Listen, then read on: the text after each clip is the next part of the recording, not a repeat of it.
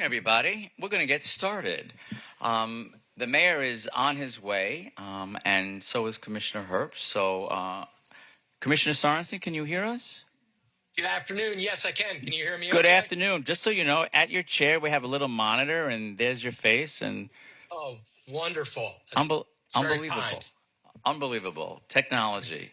Thank you. All right, welcome. So, we'll have the roll call for the commission, and then I'll let Susan do the roll call for her board. Vice Mayor Herbst, not present. Commissioner Glassman? Here.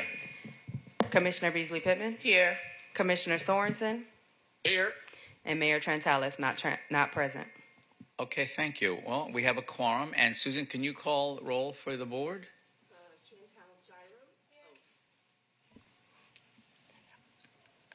Commissioner Pamela Beasley Pittman. Here. William Condon is absent. William McKay is absent. Roderick Newkirk, not here. Arminda Figueroa, not here. Rich. Here. Thank you. Amanda Wilson. Here. And Agustina Sklar. Here. We do have a quorum. Excellent. Thank you. So thank you very much to the committee and Susan for your work as chair. We'll turn it over to you now. Thank you.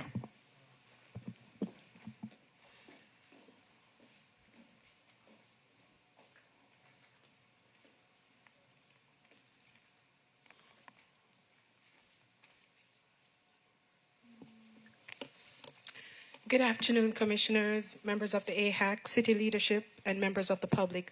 My name is Rachel Williams, and I'll be doing a quick overview of a slide presentation. I won't be reading directly from the slide. I'll be summarizing the information to facilitate the discussion that will follow.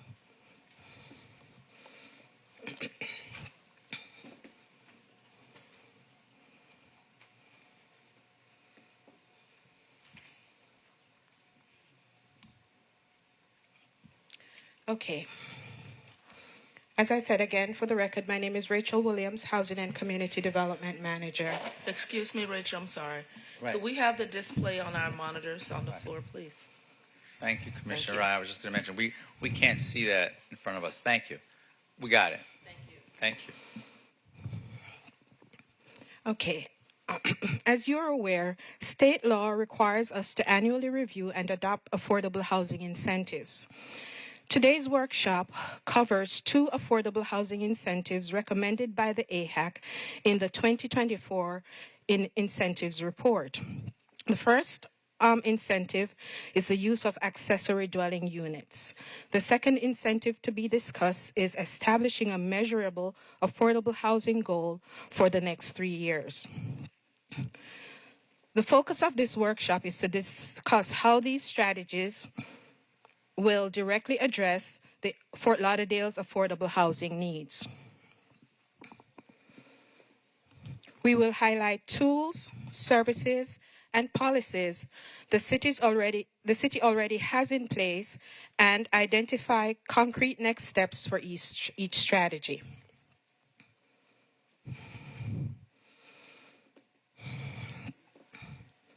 As part of the 2024 Affordable Housing Incentives, the AHAC identified the development of ADUs, accessory dwelling units, as a key strategy to expand affordable housing options. Since the approval of the 2024 Incentive Strategy Report, city staff actively participated in a statewide work group to find practical solutions and incentives to boost ADU production. Through the work group process, staff developed an action plan, which was attached as an exhibit in the presentation, and identified the city's zoning regulation is permissive and supportive of ADUs.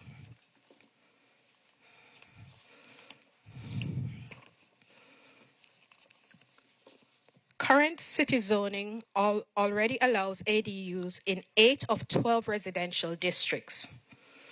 Currently, there are 798 ADUs in existence, yet we have 5,100 parcels that could host them.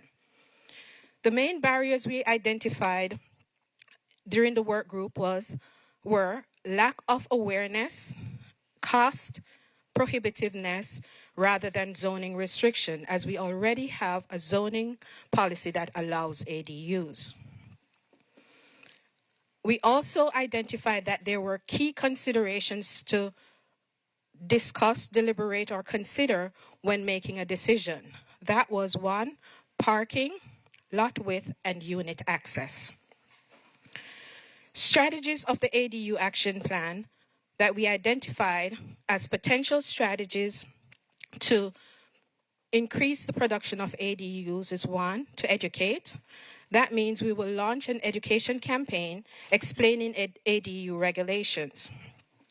Simplify the process. The process can be simplified with pre-approved architectural plans to reduce cost and complexity. Protect. Establish deed restrictions to keep new ADUs affordable when the public funds are used to support the production of these units. And of course, last but not least, create a tracking system to monitor growth and effectiveness of ADUs. Based on the guidance Commission provides today, staff will partner with the AHAC to implement these strategies. These strategies are supportive of a long-term goal to make ADUs a practical and popular affordable housing option in our city.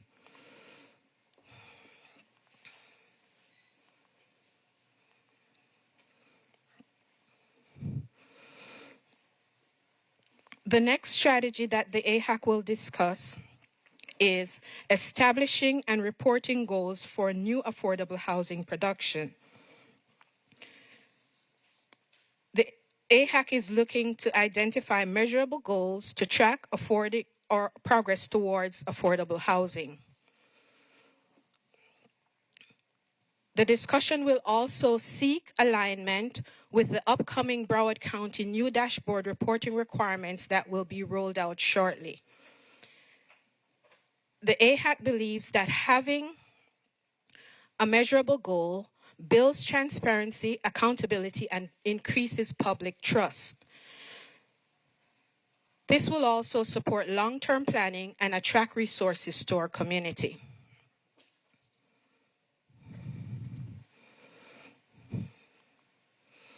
Now, the next upcoming slides will describe some resources the city currently have in place. There is a dedicated web page outlining zoning incentives. It includes downloadable guides and key resources and links to support developers as well as residents.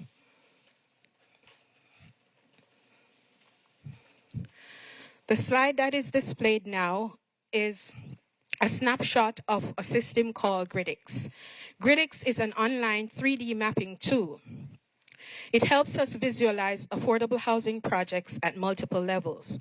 We can see what's existing, what has been approved, what's under review, and what's under construction.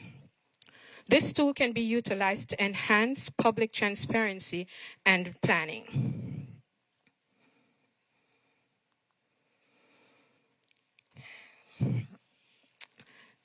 The slide being displayed shows a picture of our Permit Solutions team. Permit Solutions team is a group of employees of the city who help to fast-track permitting. They fast-track affordable housing projects through the review process. This review reduces time and cost by proactively addressing potential issues. Now I'll hand over the discussion to the chair of the AHAC, Ms. Susan Sprague. Thank you, Rachel. You're welcome. I apologize if I sound a little froggy. So for the first incentive, accessory residential units in residential zoning districts, the report provided 4 recommendations. Develop an education guide for homeowners about how to add ADUs to help increase the supply of affordable housing units. To develop pre-approved low-cost model plans for ADUs to convert part of an existing house or a garage, make an addition to the house or garage, or add a freestanding unit. Third was to review and revise restrictions that limit the existence or viability of ADUs in all single-family and multifamily zones, including zoning restrictions, lot size, setbacks, and parking requirements. And the fourth is to develop a fund that gives grants for building or renovating ADUs. Within the action plan that was developed by city staff and one of our AHAC members, it has 4 goals. The first 2, the education guide and the developing pre-approved architectural plans, totally dovetail with the first 2 recommendations in the report. The third, that of deed restriction, that encompasses a portion of our third recommendation. And it has added a tracking system for ADU production and use. And what is not covered in their action plan is developing a fund that gives grants for building or renovating ADUs. So the AHAC recommendation 4 is what we ask that be reviewed with commission and staff in addition to the action plan. So we would like for the commission to accept the action plan and give direction to staff to work with AHAC to implement the strategies. Any discussion, questions? Well, I'll open it up. Commissioner, something, and I know that you do sit on the committee as well, and thank you for your service. Anything you wanted to add to what Susan and Rachel went over for us? Well displayed, well represented, well explained. Just as a different turn, just the conversation that has been had about the need and then also the opportunity for the accessory dwelling units. I always like to share, I look at it as a scenario, an opportunity where we have so many seniors in our community that are homeowners, and it's an opportunity where they could, put a ADU in their backyard or garage, and that way they can allow their children, if need be or want, to move into the big house, and then they live on the other property.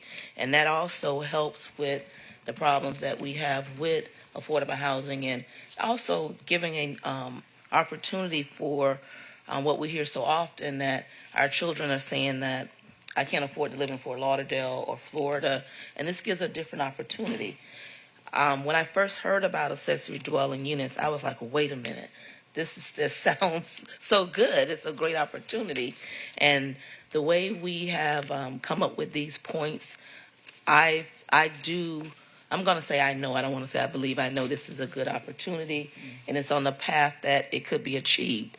And with the support of commission, giving direction to staff to look into this and move forward, I think we'll be proactive and being in another manner to provide affordable housing for our neighbors.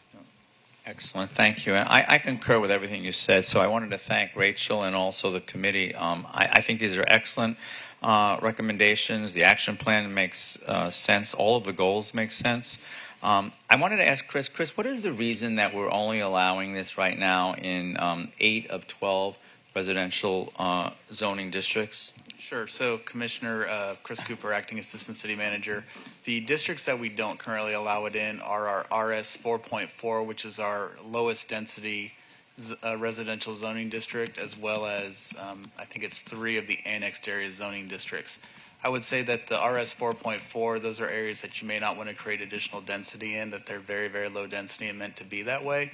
The annexed area districts, I would add to this list of recommendations that we look at those and see if there's opportunities to add ADUs as a use in those districts. Of course, there's a process to implement any new zoning regulations in the annexed areas, that if we do find that there's opportunities, that we would need to take that path to have those added to those districts. But I agree with you. I think we should in the annexed areas. If we do that, if we move forward in that direction, and we just leave the RS, was it RS4? 4.4. 4.4. If we leave that alone, then how many residential zoning districts would we not allow this in, as opposed to so if the 4 of them? Yeah, if the annexed areas were in play, if those make sense, then it would only be that one. Okay. Well, I don't know how. Do you feel the same? And I think we should look at the annexed areas. Yes, it's it increases the opportunity, and with this opportunity, we may not see 100% participation, but of course it gives that option. And wherever we have the opportunity to build that inventory, I think we should definitely embrace it. I agree. Commissioner Sorensen, did you have anything to add to that discussion? Yeah, thanks, Commissioner. Thanks for the Affordable Housing Advisory Committee's work. Thank you, Commissioner Beasley Pittman, for your work on there. Yeah, concur with everything you're both saying. We have folks in my district that are working on ADUs right now in partnership with Chris, and that's really going well, and it's going to be some great opportunities for more affordable and workforce housing. So all in favor, and I love the idea of expanding it further. So thank you, Commissioner Glassman. Okay, thank you, Commissioner. What I would also ask Chris, any thought or any ideas? I know that one of the ideas was to develop a grant fund. What would? Oh, there you're over here now. I'm sorry. Oh, okay, there you are. Oh, like magic. Keeping you on your toes. Wow, I'm telling you. So what would have to happen if we did decide that we should have some sort of grant funding opportunities for this? So a couple things. One, I think one of the primary sources would be our entitlement grant funds and our state housing funds. And what that would mean is if we don't already have these as potential uses of those funds written into our action plans and consolidated plans, we would need to have that updated, which would come to you for approval and ultimately sent to the state and HUD to certify. Aside from that, our Affordable Housing Trust Fund could be a source. We currently don't have much of a budget, if anything, in that, but we do have expectations that that trust fund could be funded. It's typically funded through the sale of city-owned residential property or non-residential property that's sold. Those funds are contributed to the Affordable Housing Trust Fund, but also the payment in lieu of fees for those projects that have used the Geller Amendment. If they pay in lieu of, those funds are deposited into our trust fund. So those would be my two recommendations of sources and paths forward to create some sort of grant program for that type of use. And what do you see as a timeline for that kind of a program to be established? So depending on if they're in our action plans for those grant programs now, that would be something that we would need to update. I think we may ask Rachel Williams, who manages those programs, what her thoughts are on that. Good afternoon. It's not currently addressed as a strategy in neither our consolidated plan nor the LHAP, but it would just take a simple amendment which would come before the commission for approval. So I'd say anywhere from 45 to 60 days, we could have it amended. And I would just add to that those programs, especially if they're funded through our trust fund or those entitlement grant programs, we would restrict those to an affordable tenant as the use for a period of time. So that's one benefit. We may also be able to add additional restrictions as a grant recipient that they not be used for things like short-term rentals. So those are the types of things we'd like to work out in that strategy to make sure they're actually being used for the intended purpose. Excellent. And if I could just ask about the educational component of this, how do you see that playing out in terms of what would we be putting together? Who would be doing that? And how would we be rolling that out? And because that obviously is going to be really important here. Right. So, I mean, we'd want to strategize more fully on that. But what I could envision is that that's a project to our Housing and Community Development Division, which is part of DSD. So there would be an effort through that department. We'd create educational materials, talk about what the paths forward are, where it's applicable, what people may need to consider. When we have grant programs, we want to include that information, as well as what those recipients would need to abide by if they were recipients of that grant. Things like promoting on our website, civic associations, through our great strategic communications department. The typical ways we reach out, but also more targeted if there's opportunities to target that communication. Okay. Excellent. Thank you. Susan, did anyone on the committee want to add to anything that we've heard from in terms of what Rachel's told us or what you've told us? Anyone on the committee wanted to add a few words? Okay. Thank you. I appreciate your embracing our recommendations. I think we're very eager to move forward with you and work together with you in getting all of these goals accomplished. I see no reason why we can't. And from what we've heard so far from Chris and staff, I think that we certainly have the tools at our disposal to do it. So it makes perfect sense. I don't see any other issues in terms of reading through the goals or the action plan of anything that we can't accomplish here, really. Commissioner, there's one thing I want to ask Chris, if you could come back. Sure. In consideration when with staff looking into the possibilities and the opportunities, could we also have staff to look at housing type?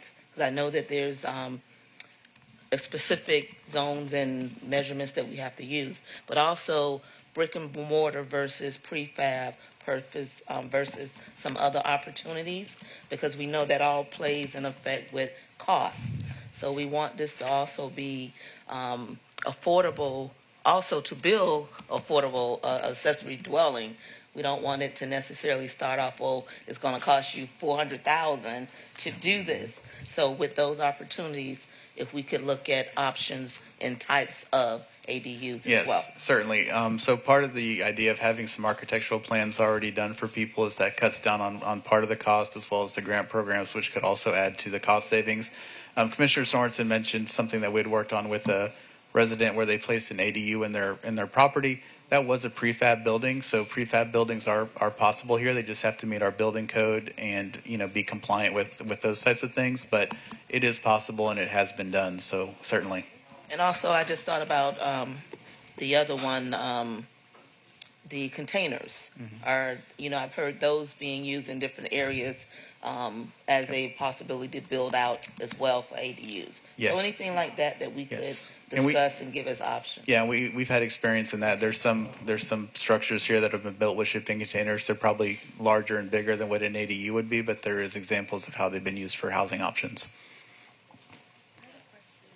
Yes, I'm sorry. I have a question for the gentleman. Sure. Sure. Yeah. It's quick.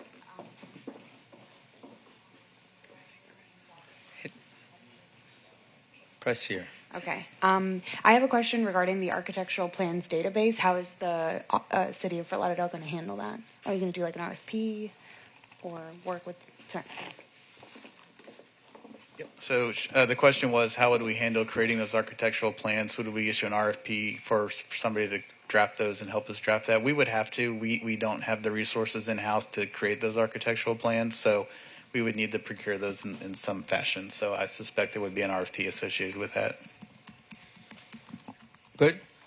Excellent. So, Susan, is there anything you wanted us to address or feedback pertaining to the other portion of the presentation, the affordable housing tracking and resources section? Anything you needed from us in terms of feedback there? Yes, please. The second incentive is to discuss is creating goals for the number of new affordable housing units to be developed in the city over the next 3 years. Create a process to track progress, create reports and publicize results. And we had recommended quarterly, but we switched that to semi-annually. As affordable housing units come through various city departments and divisions, building, urban design and development, community redevelopment agency, housing and community development, there's no centralized repository of information. So it's difficult to say how many units are in process, approved, under construction, and built. And without specific measurable goals for affordable housing units, we have no benchmark against which to assess our progress and review results. So we also need to identify the gap between needed and actual available units, plan how to bridge that gap, and fill with targeted additions with measurable goals for new housing units. And as Rachel mentioned, the county is coming out with its public scorecard, I believe in August, to keep track of our affordable housing efforts. And it's looking in terms of units produced and preserved, looking at it owner occupied versus rental units, affordability gap, the levels of AMI and dollars generated for actual affordable housing production. So we are asking that the Commission gives direction to staff to recommend yearly affordable housing unit goals and develop an information tracking and reporting system. Thank you. Commissioner Beasley Pittman, you good with that request of staff? Yes. What Susan just went through? Yes, I am. Okay. Yes. Commissioner Sorensen, Yes, definitely. And maybe I missed this, Commissioner Glassman. I'd be interested to hear Chris's feedback in terms of especially the goal setting portion of that and how to kind of what that would look like. Thank you. And here he comes. Yep, happy to answer. Right. So, Thanks, Commissioner. yeah, so we do track our affordable housing numbers for projects that are developed in things like our regional activity centers and corridors. Right now, most of the large-scale, higher-density development are coming through using programs that require some level of affordable housing or payment in lieu of. So I think that tracking as we move forward is going to become a lot easier because most projects, again, that are higher density in those bigger areas like our regional activity centers and our corridors are going to have an affordability component or a payment in lieu of component. I can tell you that over the last approximately 5 years, about 30% of the projects in those areas that were approved that are either in the development process or construction process or completed, about 30% of those were affordable units. So we do have a track record. We are tracking those numbers. So we agree with the committee that we could promote that and provide that information in a better way and set those goals going forward. I would like to take some time with staff to analyze what that appropriate goal might be along with the AHAC. I think a percentage-based goal makes sense. I think to set a hard number would be difficult, but I think if we shoot for a certain percentage of housing each year that's either approved for development or constructed would make sense. So we'll go back, analyze that, find out what that correct number is, work with AHAC to come to a consensus on what that number will be, and certainly bring that back. Excellent. I do want to add, Commissioner, although we have projects that are slated to have affordable units or even workforce units, I don't know that on an annual basis we are following up to determine if those units are being rented to income eligible households. And so that's sort of an auditing type of activity. So although we could have a number based on approvals, knowing what's actually happening is a little bit more challenging. Well, it might be challenging, but you think we can get there? I think we can. I think we just need to have that discussion that Chris mentioned to see all the opportunities and all of the methodologies that we could use to sort of track these numbers going forward. That makes sense. Just to add on to that, I agree with the manager completely on that. What we are working on with housing and community development staff is implementing a software program called Neighborly. It's something that you all approved, I think, maybe about a year ago. And one of the key features of that was to do what the manager mentioned, was to generate that audit information to verify. Right now, we rely heavily on deed restrictions and annual affidavits, but that software will increase our capacity to track that information. Excellent. Thank you. Is that good, Susan, for you and for the committee? What the city manager and Chris have just told us? Yes. Yes. Thank you. You're welcome. I'm sorry, was there a question? My understanding is we do have the Neighborly software, but it hasn't been ramped up yet for any of this type of compliance or tracking. Correct me if I'm wrong. Okay. That's correct. We're currently implementing, and we'll have that up and running. We'll get a date to the commission about when we expect that to be functional. Okay.